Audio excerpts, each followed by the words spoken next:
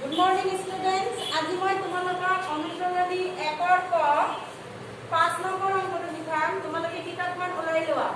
কি দিছে তলৰ সংখ্যাবোৰত থকা অংকবোৰৰ স্থান মানবোৰ খালী বাকচত লিখা।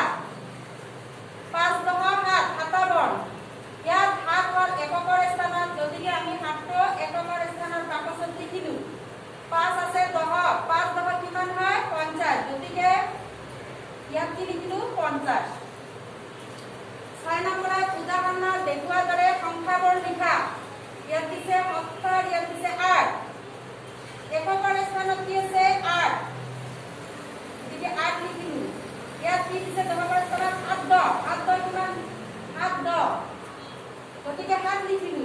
ইয়াক আমি যোগ কৰি লিখিব পাৰো 70 যোগ 8 8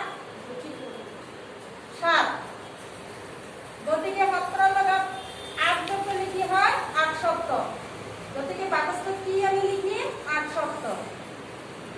7 নম্বৰত দিছে তলৰ সংখ্যাবোৰ বিস্তাৰ কৰা। 89 এইটো সংখ্যাক আমি কি কৰিম বিস্তাৰ কৰিম। ইয়াৰ স্থান মানবোৰ ভাঙি লিখিম বা বহলাই লিখিম।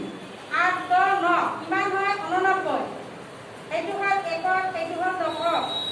8 10 কিমান হয় 80 যোগ 9, এনেকৈ আমি বিস্তাৰ কৰিম।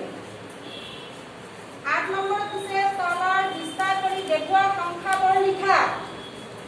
ইয়াতে আমাক বিস্তাৰ কৰি দিছে, আমি চুটিকৈ লিখিম।